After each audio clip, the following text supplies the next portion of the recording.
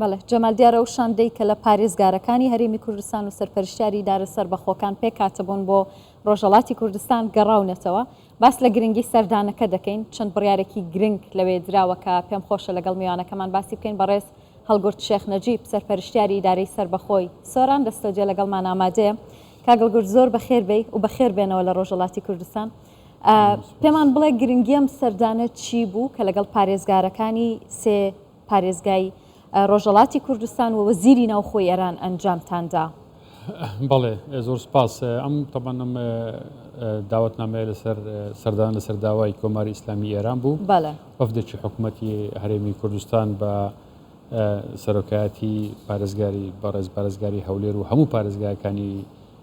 هەرێمی کوردستان و سەرپەرشتیارەکانی ئیدارەی سەربەخۆی سۆران ئەنجام درا. دیارە ئەوان لەم کۆبوونەوەی وە لەم سەردانەدا زیاتر باسی بەرزکردنەوەی ئاستی جموزۆڵی بازرگانی بوو لە نێوان کۆماری ئیسلامی ئێران و ئیدارەی حکوومەتی هەرێمی کوردستان. لە ماوەی 48 کاتژمێری ڕابردوو زنجیرە کۆبوونەوەیەکی زۆر بەچڕی کرا هەم دوێنێکە و هەمیش ئەمڕۆکە تا کاتژمێری 2 پاشنەوە ڕۆژ ئێمە لە کۆبوونەوەکان بەردەوام بووین. لە یەکەم ڕۆژ کۆبوونەوەکە بە ئامادەبوونی جەنابی وەزیری ناوەخۆی کۆماری ئیسلامی ئێران و جێگیری وەزیری دەرەوەی کۆماری ئیسلامی ئێران بۆ کاروباری بازرگانی و هەرسێ پارێزگاری ورمێ و کەرمە ئازربایجانی ڕۆژئاوا و کرماشان و کوردستان بەڕێوەچوو لەگەڵ ئامادەبوونی ئەندام پەرلەمانەکانی ئەم ناوچانە و هەموو ئەو لایەنانەی پەیوەندیدار و ژووری بازرگانی کۆبوونەوەیەکی زۆر بەرفراوان بەڕێوەچوو لەوێنران ئێمە بە تێر و تەسەڵی هەر پارێزگایەکان و ئیدارە سەربەخۆیەکانی حکوومەتی هەرێمی کوردستانیش وتاری خۆیان هەبوو باس لە گرنگی جموزۆلی بازرگانی لە نێوان کۆماری ئیسلامی ئێران و حکوومەتی هەرێمی کوردستان کرا. دوای ئەم کۆبوونەوەیە کۆبوونەوە با بڵێن بە ئامادەبوونی وەزیری ناوەخۆ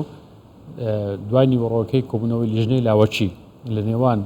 پارێزگاری هەولێر و ئیدارەی سەربەخۆی سۆران لەگەڵ پارێزگای ئوستانداردی ئازربایجانی ڕۆژئاوا و ژووری بازرگانی و لایەنەکانی پەیوەندیدار بەڕێوەچوو و لە هەمان کاتدا لە نێوان پارێزگای سلێمانی و پارێزگای هەڵەبجە لەگەڵ پارێزگای کرماشان و هەموو ئەو لایەنە پەیوەندیدارانە بەڕێوەچوو. ئەم کۆبوونەوانەی ڕۆژ یەکەم زۆر بەسەر کەوتووی کۆتایی هاتووە لێکتێگەیشتنێک لە نێوان ئەم لایەنانە واژوو نەکرا بەڵام خەڵەکانی گفتوگۆی لەسەر کرا. بە هەمان شێوە ئەمڕۆکە تا دوای نیوەڕۆ کۆبوونەوەکان بەردەوامی هەبوو لە ژووری بازرگانی ئازربایجانی ڕۆژئاوا کۆبوونەوەکان بەردەوامیان هەبوو. سەردانەکە بەڕاستی ینی کاریگەرێکی ئەرێنی دەبێتن لەسەر بەرزکردنەوەی ئاستی جموزۆڵی بازرگانی. چەند تەوەرێک لەم کۆبوونەوانە باس کرا. کەکەل گوردانی پەیوەندیە بە یاکۆهون چووی بەستا ئاستا بازرگانی دەبوو یانژی دوواری دندەشی دوارێ وەکی پەیوەندیین دوعالی و کۆمەلگاهی کولتوری چاندی پەروەردەی دەژی وە قسە کرد. هەموو ئەو باوەتانە لەو کۆبوونەوانە گفتوگۆی لەسەر کرا هەم بابەتی بازرگانی هەم بابەتی گەشتیاری هەم بابەتی کەلتوری باسی لێوە کرا. هەندێک کێشە و گرفتەکانی تەکنیکی هەیە لە نێوان لە مەرزەکان چونکە ئەم کۆبوونەوەیە بە ئامادەبوونی هەموو پارێزگاکان و ئیدارە سەربەخۆیەکانی کە دەکەونە سەر سنووری کۆماری ئیسلامی ئێران بەڕێوەچوو. بۆیە لەم کۆبوونەوانە زۆر بە وردی باسی کێشە و گرفتەکان کرا و باسی چارەسەرکردنی ئەو کێشە و گرفتانە کرا لەم کۆبوونەوانەدا. بە خۆشحاڵیەوە لایانی پۆزتیف لە هەردووک لایەنەوە بەدیار کەوت و یەکێک لە خاڵە گرنگەکانش کە ئەوان گفتوگان لەسەر کرد بابەتی زیارەتکاران بوو کە بۆ یەکەم جار لە ڕێی سنووری هەرێمی کوردستانەوە پارساڵ ئەمانە سەردانی شوێنە پیرۆزەکانیان کرد. دەمەوێت باسیەوە بکەین کا هەڵگورد گرنگی ئەوە لە چیدا بوو ینی ئێران چۆن لەوە دەڕوانێت کە ئەو زیارەتکارانە ژمارەیەکی زۆر بوون و بۆ یەکەمین جار بوو لە ڕێگەی دەواازەی نێودەوڵەتی حاجی ئۆمەرانەوە بێنە هەرێمی کوردستان و لێەوە بڕۆنە ناوچە زیارەتەکانی خۆیان. ئەمە تا چەند گرنگ بوو و ئەوان بە خەڵێکی ئەرێنی بینیان بۆ هەرێمی زۆر بە خەڵکی پۆزتیف ئەم بابەتیان باس کرد ئێمە پارساڵ تەوان لەسەر ڕاستپاردەی جەنابی سەرۆک مەسعود بارزانی ئێمە ڕاستپاردران کە ئەمانە وەکو مسافرێکی ئاسایی سیر نەکرێن بەڵکو وەکو میوانێکی بەڕێز بە خۆشەویست ڕێزیان لێ بگیرێت و تا سەردانی ئەو شوێنە پیرۆزانە دەکەن و ئێمە هەروەمان کرد ئەوان زۆر بە ئەرێنیوە باسی ئەویان کرد کە ئێمە چۆن پێشوازیمان لەو زیارەتکارانە کردووە پارساڵ ڕاستە بەنسبەت ئێمە تەجروبەی یەکەم بوو هەندێک کێشە و گرفتە بوو بەڵام ئێمە بەڵێنمان پێدان کە ئەم ساڵە ئەم کێشە و گرفتانە چارەسەر دەکرێت لەبەرەوە شەبڕیاریانداوە کە ئەم ساڵ ژمارەی زیارەتکاران زیاتر بەڵێ ئەوان زۆر خۆشحاڵ بوون بۆ کە ئێمە پێشوازیەکی زۆر گەرممان لێ کردوون و هەموو شوێنەکانمان بۆ دابین کردوون بۆ ئەوان زۆر گرنگە چونکە ڕێگاکان بۆ کورد دەکاتەوە بۆ ئەو ناوچانێک کە دەکەونە سەر ئەم باڵێن سنوورەکانی ڕۆژهەڵاتی کوردستان بۆیە ئەمان کە باسی ئەومان کرد ئەوان پارساڵ ئەو تەجروبەیە کە ئەمە کردبوومان زۆر بە شێوەیەکی پۆزەتیف باسییان کرد و سوپاسی حکوومەتی هەرێمی کوردستانیان کرد لە بەرامبەر ئەم پێشوازی ئێمە لە زیارەتکارانمان کردووە و ئێمە بەڵێنمان پێدا ئەم ساڵە هەم ئەو کەم و کوڕیانێک کە پارساڵ هەبوو ئەم ساڵە چارەسەری دەکەین بە شێوەیەکی جوانتر پێشوازی لەم زیارەتکاران دەکەین و هەوڵ دەدەین بە شێوەیەکی ڕێکتر سەردانی مەزارەکانی پیرۆزی نەزەف و کارەبەلا بکەن و لە هەلەڕێی هەرێمی کوردستانەوە بگەڕێنەوە ئەوەیەکێک بوو لە خاڵەکان کە ئێمە لە کۆبوونەوەکان باسمان کردووە بەڕێز وەزیری ناوخۆ لە کۆبوونەوەکە زۆر بە ئەرێنی باسی ئەم پێشوازی حکوومەتی هەرێمی کوردستانی کرد بۆ زیارەتکارانی کۆماری ئیسلامی ئێران لە هەمان کاتدا لەم کۆبوونەوانە باس لەکردنەوەی دەواازەی نوێکرا دەکەوێتە سنووری ئیدارەی سەربەخۆی یەکێکیان دەکەوێتە سەر ئیدارەی سەربەخۆی سۆران سنووری قەزای سیدەکان ئێمە باسمان لە میکانیزمی کردنەوەی ئەم دەواازەیە کرد و کێشە و گرفتەکانمان گفتوگۆ کرد و هیوادارین لە ئاندێکی نزیک هەوڵ بدرێتن ئەم سنوورە بەڕووی هەم بازرگانان و هەم گەشتەرانیش بکرێتەوە ئەوان زۆر پێداگریان لەسەرەوە دەکرد و زۆر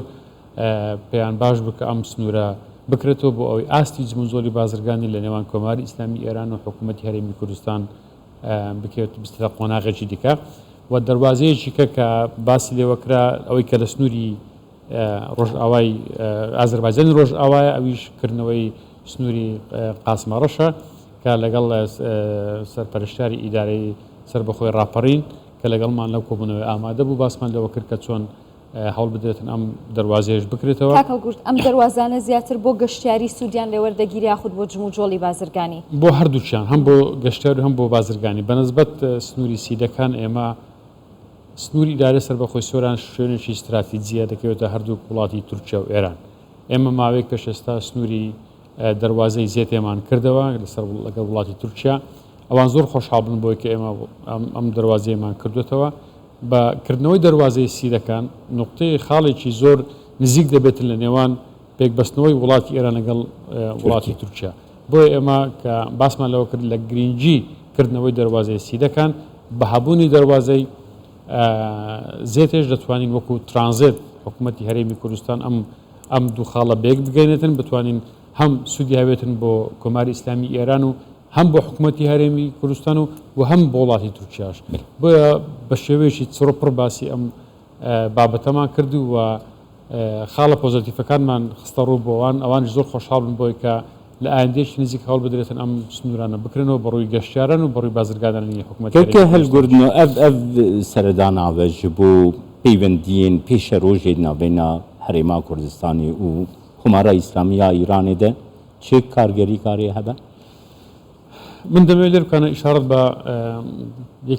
خاڵێک بکەم کە گرینگە دوای دەست بەکاربوونی ئاغای معتەدا کە پارێزگاری ئازەربایجانی ڕۆژ ئاوایە دوو سەردانی بۆ هەرێمی کوردستان کرد لەم دوو سەردانەدا جەنابیان زۆر بەچڕی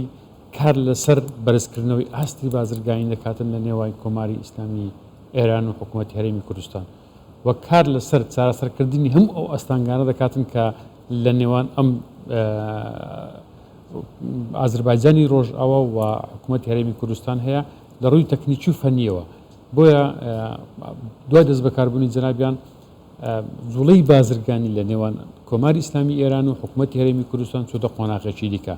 و بەجددی کارە سەر ئەوە دەکاتن و ئێمەش سوپاسمان کرد لەم سەردانی کە ئێرانمان کرد و ئەمەش لای خۆمانەوە هەوڵماندا کە هەموو ئەو کەشە و گرفتانە تەکنیکیانێک کە هەیە باسمان لە دروستکردنی لیژنەیەکی تایبەت کرد بۆ ئەوەی هەموو ئەو بڕیارانە لەسەر ئاستی پارێزگاکان دەدرێتن لە مەرزەکان و لە ئەوانەی کە دەکەونە سەر سنوور هەوڵ بدرێتن چارەسەر بگرێتن چونکە زۆر دارن کێشەی لاوەشی هەیە ڕێگری دەکرد لەو بڕیارانە ئێمە زۆر بەڕێژکاوانە باسمان لەوە کرد کە چۆن هەوڵ بدەن ئەم کێشە لاوەچیانە بەلاوە بنرێن و ئاستی جموزۆلی بازرگانی لەنەوەی کۆماری ئیسلامی ئێران و حکوومەتی هەرێمی کوردستان بەستا قۆناغێکی دیکەوە جەنابیان زۆر گرنگی بۆ بابەتە دراتن و ئێمە طبعاً دوای ئەم سەردانە بە ڕەزامەندی سەرۆک حکوومەتی هەرێمی کوردستان و وەزیری ناوخۆ سەردانمان کردن هەموو ئەو کۆبوونەوانە خاڵی پۆزیتیڤی زۆر باشی تێدا بوو و ئێمە داوامان کرد وەزیری ناوخۆش لە کۆبوونەوەکە ئیشارەتی بۆدا کە هەر 6 مانگ جارێک هەوڵ بدرێتن ئەو کۆبوونەوانە بکرێتن بۆ ئەوەی ڕێگا لەو کێشە و بربەستانە بگیرێتن کە دێنە بربەست کەواتە 6 مانگ جارێک ئێوە وەکو هەرێمی کوردستان لەگەڵ ئێران کۆبوونەوە دەکەن بۆ ئەوەی کە ئەو کێش و گیر و گرفتانی لە دەواازەکان هەیە بیخەنە ڕوو ئێمە دوای مانگێک کۆبوونەوەیەکە بەڕێوە دەسێتن لەسەر سەر سنوورەکان بۆ ئەوەی باس لە میکانزمی جێبەجێکردنی ئەو بڕیارانە بدرێتن کە ئێمە لەو سەردانانە بۆ حکوومەتی بۆ کۆماری ئیسلامی ئێران کردمان لەوێ کۆبوونەوەیش کەڕێک دەخستێتن لەسەر لە سنوورەکان بۆ ئەوەی کار لەسەر جێبەجێکردنی بڕیارەکان بدرێتن و هەر 6 مانگ جارێکش کۆبوونەوەیە کە ڕێک بخرێتن لە نێوان پارێزگاکان بۆ ئەوەی هەوڵ بدرێتن هەموو ئەو کێشانێک کە دێنە بەردەم ئاستی جموزۆری بازرگانی لە نێوان کۆماری ئیسلامی ئێران و حکوومەتی هەرێمی کوردستان چارەسەر بکرێتن و ئێمەش هیوادارین کە پەیوەندیشی باشە بێتن لە نێوان کۆماری ئیسلامی ئێران ئەوان زیاتر لە 27 سنووران لەگەڵ 27 وڵاتی دیکە هەیە بەڵام ئەوان باسییان لەوە کرد کە جموزۆری بازرگانی لەگەڵ هەرێمی کوردستان بە بەراورد لەگەڵ هەر هەموو 27 ئەو وڵاتان لە ئاستێکی زۆر بەرزدا هیوا حەزیان لێ زیاتر ئەمە بەرەو پێش بچێتن هیچ کێشە و گرفتێک نێتە بەردەم ئەم جموزۆرە بازرگانیان و گەشتیارانێکە لە نێوان کۆماری ئیسلامی ئێران و حکوومەتی هەرێمی کوردستان هەیە gelek spas کەکەی هەلگۆر شێخ نەجیب سەرپەرشتیارێ ئیدارەیە سەربەخەیە سۆران میوانێ زۆر سپاس بەخێر بێت. زۆر سپاس.